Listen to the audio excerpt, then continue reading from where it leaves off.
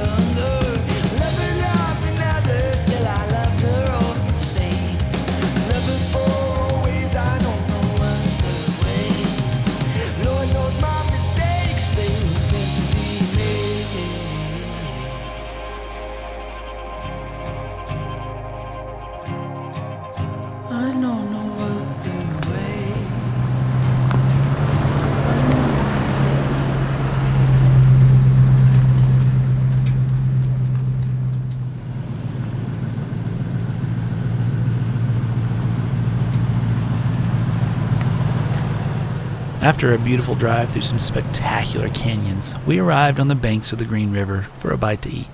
Though, it was at this moment our trip was nearly ruined when Sarah realized she had forgotten a critical component to our sustenance in the wild.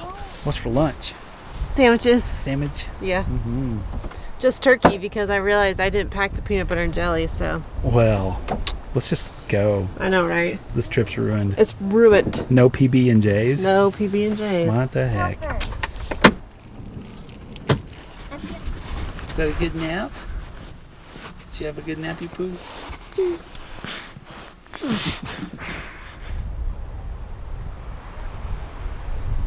She's like, the wind's in my face, the sun's in my eyes. How do you expect me to function here? Welcome back to the great outdoors, That's Abigail. Right. With our appetites quenched, it was time for Abigail to experience her first baptism of sorts with a little piggy dip into the snow-swollen river.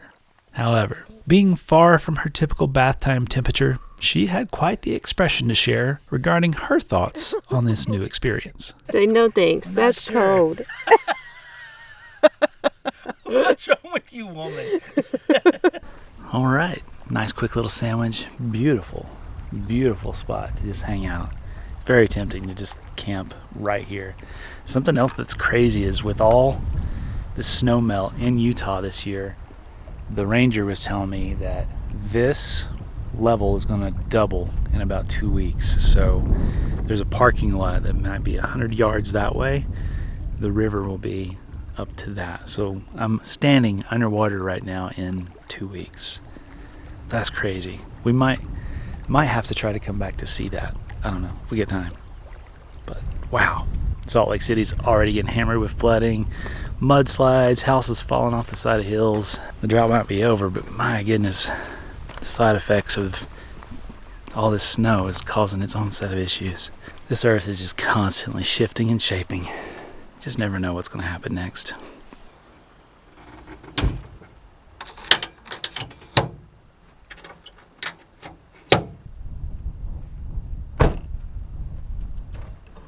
Hi. How's it going? How's it going? What you doing? Watching Nicky, Ricky, Dickie, and Dawn. Nice. It is TV time, right? Yep. Yep.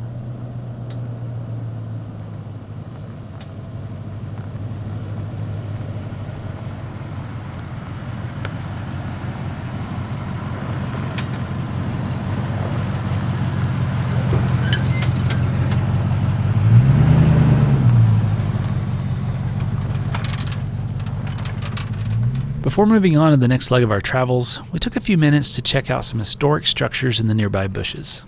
I also learned from the ranger on duty that this used to be a sheep camp and even had its own ferry for moving the herds across the river until it was washed out back in the 1920s. That's neat. I wonder if that was like a barn or something. That's what we're thinking. Over the years, flash floods in this dry wash has also taken their toll on the cabins. And while they may look sunken, the truth is that the sand has begun to fill the surrounding area after years of storms. And if you think about it, there's no telling what kind of artifacts lie beneath just a few feet of sand now.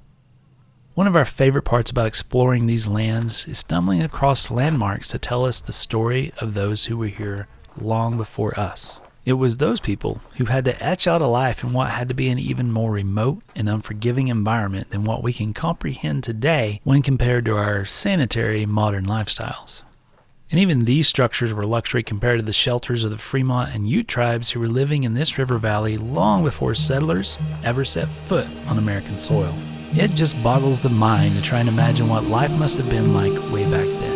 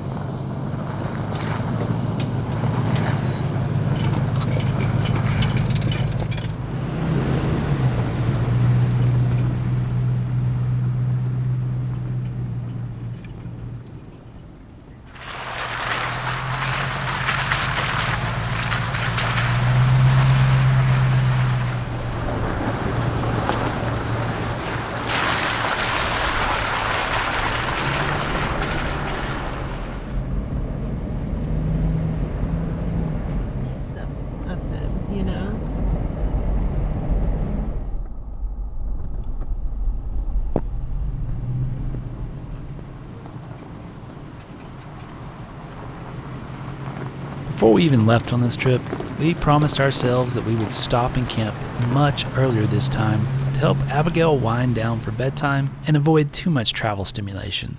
But sometimes you're just at the mercy of what the landscape offers, and in these lesser traveled regions, there are a lot less campsites to pick from. With high wind gusts projected overnight, we really wanted something sheltered, and while this spot several miles back wasn't a terrible option, neither one of us had a warm, fuzzy feeling about camping in a dry wash with so much snowmelt taking place in the higher elevations. And so, we pressed on to something more predictable, a waypoint I had saved a couple years ago that promised great shelter. I have to really stretch my arm out. There we go.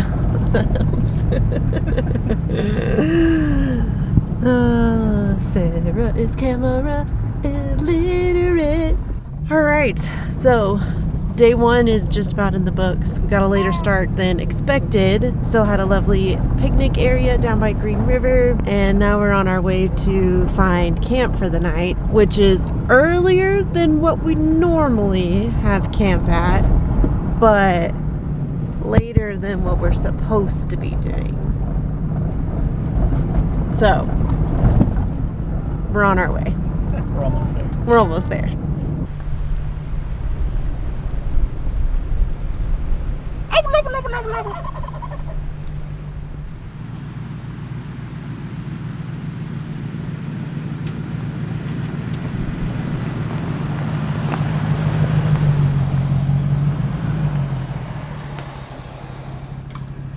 I think this will do. Yep. And there's a surprise. Turn your engine off. Oh. What happens? Listen. What happens? Oh, there's water. You hear that, Caroline? What is it? There's a creek. Oh. It's actually full this time.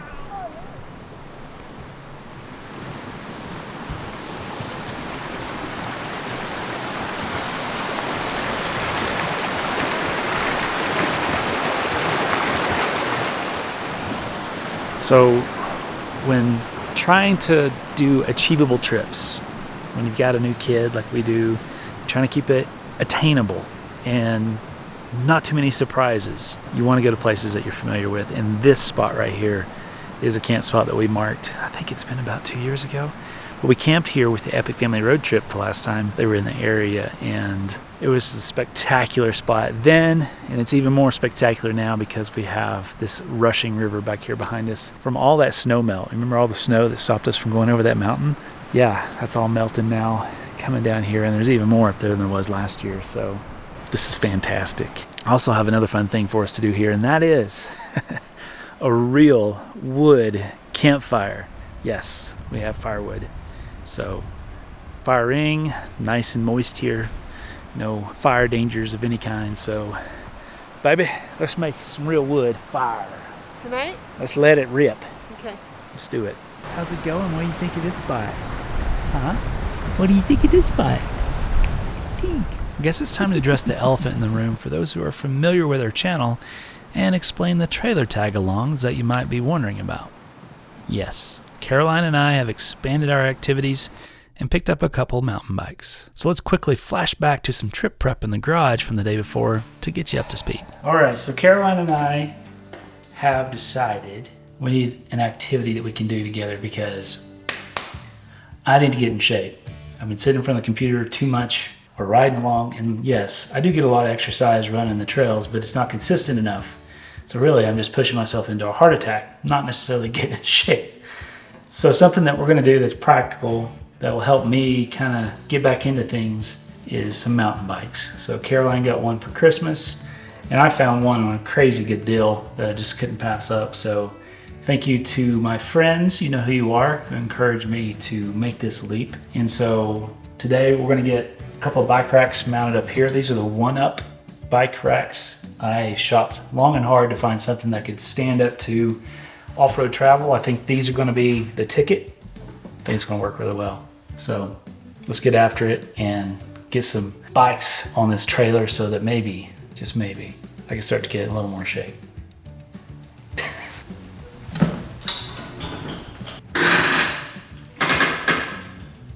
On a little side note, I figured I would check in on our bicycle racks here. I think it would have been fine without having the ratchet strap. But the problem is they were just bouncing so much, and I know that in time that's going to cause some issues both on the hardware for the clamps that go on the tires and just on the bikes themselves. So I did bring a couple ratchet straps just in case, and I was able to go seat to seat up top and just get a little bit of security going on there, and it fixed it. They rode really, really well, so I'm pretty happy with the rack setup. I'll probably just get something a little bit nicer to make sure that we're not scuffing and scratching the seat stems and stuff like that. I guess that's what you call them, seat stems. I'm not a mountain bike guy. The last mountain bike I had was when I was about 16, and it was a Murray, made in USA. They also made lawnmowers. But anyhow, this is going to be a fun little trail to ride with Caroline. So let's get these things down. We'll either go for a ride tonight or maybe first thing in the morning. But yeah, just expanding stuff, get some healthy things going on, and see what we can see. And I'm excited. This spot is so cool. It's just so cool. Plus, it'll allow us to hide from the wind, which is supposed to get pretty gnarly tonight. So, all right, let's get camp set up.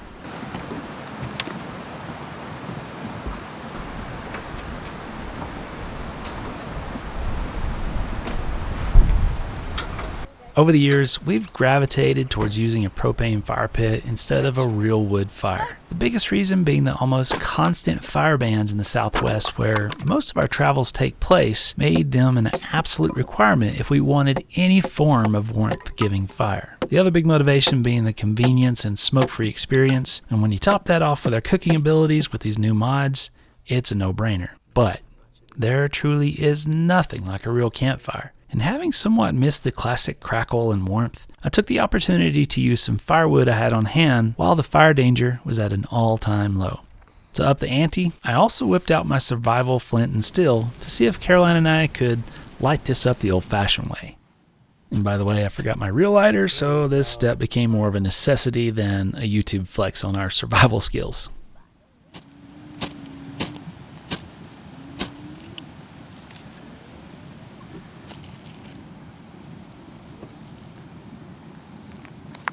After a few minutes of trying different materials from the canyon floor, we finally struck on the perfect combo, and to Caroline's amazement, lit our first flint and steel campfire together. Almost.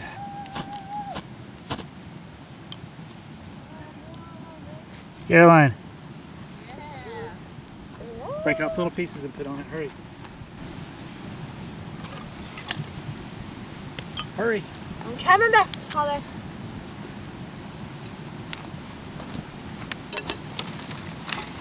I'm not good at this stuff. Okay. Oh no, it burns so fast. That stuff just went up like crazy fast. I think we saved it. Definitely. Keep going, keep feeding it. There you go. Some coals for supper. I'm just checking. You want to set it up kind of like that where it's going to burn and get airflow. Look at there. No matches. Took us a minute, but we got it. Would you care to comment on the situation? Would you care to comment on the situation? Yeah? Tell me about it. Tell me about it. Whoa. Where you going? Oh. Hi. Hi.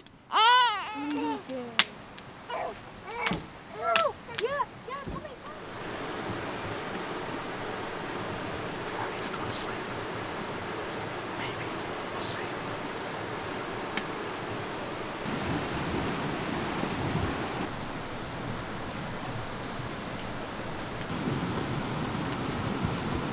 What are we making tonight? I just forgot the name. Shish kebabs. I was like, skewers. Sleep deprived. Yeah. And not caffeinated enough. We're going to have steak and vegetable shish kebabs.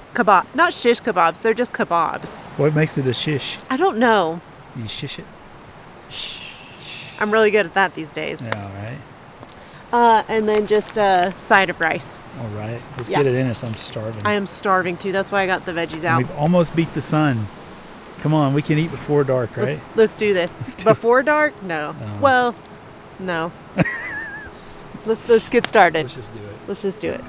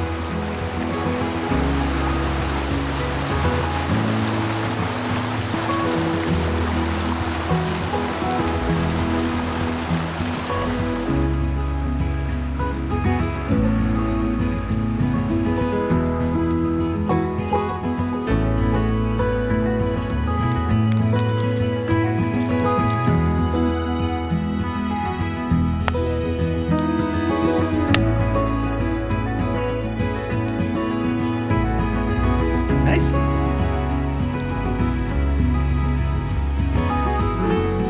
All right, Caroline, you're up. Now you can do this however you want to, but I do have a mommy rule. You have to have some zucchini. No. You gotta have a vegetable.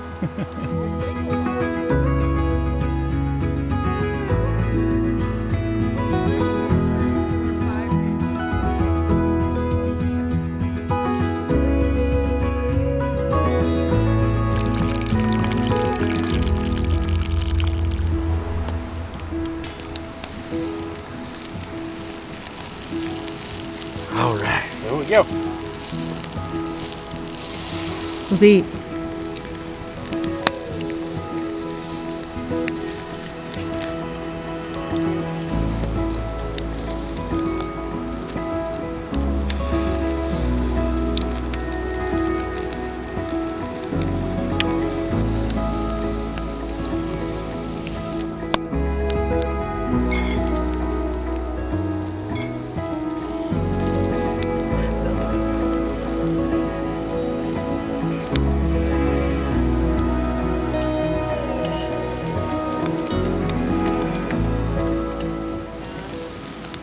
That looks amazing. Oh, good. And then the meat stick.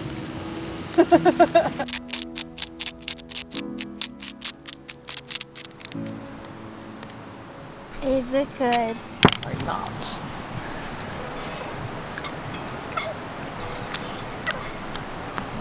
It's delicious. Delicious. Mm-hmm. Smoky. Uh-huh.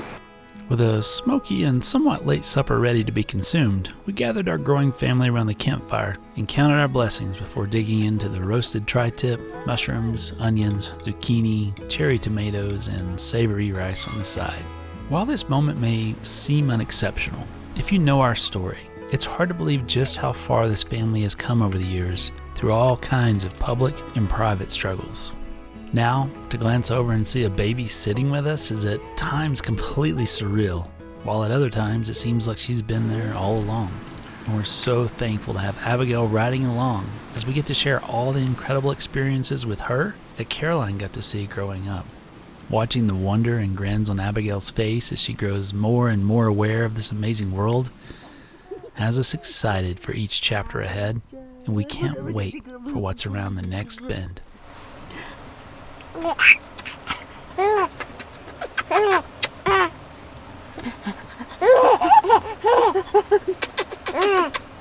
How are we doing in here, ladies? So far, good. Yeah?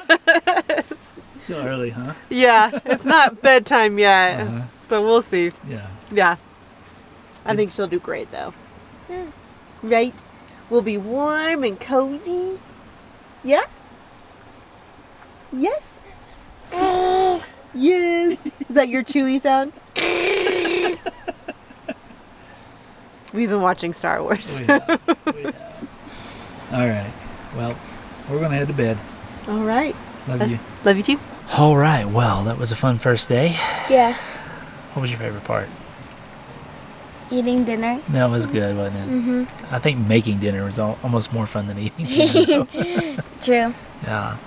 I'm looking forward to riding some bikes tomorrow, though. Same. Yeah, this is going to be a good trail for it. Mm-hmm. All right, let's get some sleep. Poor Abigail.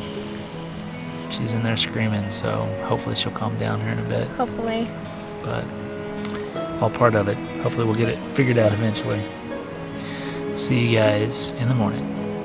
Oh,